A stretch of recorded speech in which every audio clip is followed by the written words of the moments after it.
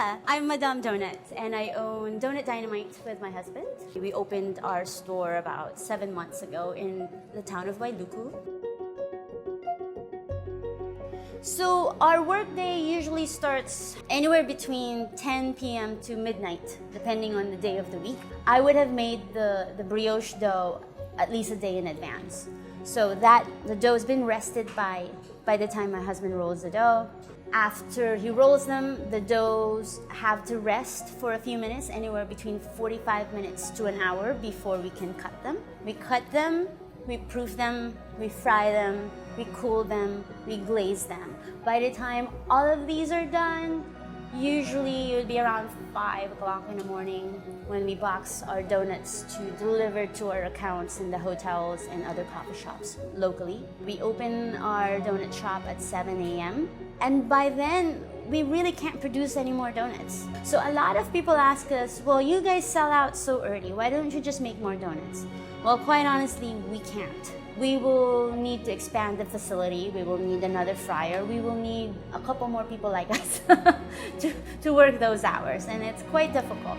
We stay open around 1 p.m., that's the goal, but oftentimes we sell out by 10:30, but the work's not done because once the store's closed, that's when I make my dough. I go back to the kitchen around maybe 1 p.m. and I make at least 4 to 6 different varieties of brioche every day. My work day really is from about midnight to 6 or 9 p.m.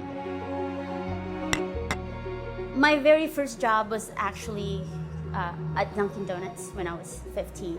I did not think I was going to be making donuts for the rest of my life after that. Many years later, I became a pastry chef.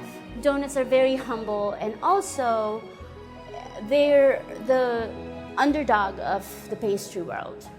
And I found it to be challenging, changing people's minds about donuts, because when I tell people I wanted to make donuts, they're like, really? You're a CIA educated pastry chef, you want to make donuts for a living? And I say, yeah, because I'm gonna change the world through donuts. Brioche is pretty much in the same family as croissants, which was my first baking project. It's actually called the rich man's bread in the pastry world.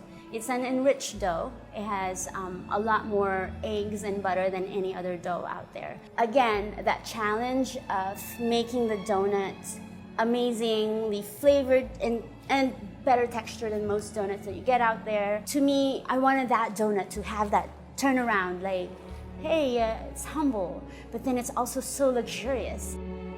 You have to be passionate about this to do the kind of work that we're doing. It takes hours, we hardly sleep. And then people ask me, how do you keep track of everything? I was like, I don't sleep because I actually love doing what I do. I could simplify it. We can make just one variety of dough and just change the toppings. But no, we don't stop there. We want the dough itself to have a lot of character, a lot of flavor, a lot of integrity, and different. And in this case, I think the difference is what makes us the go-to for what donuts should be.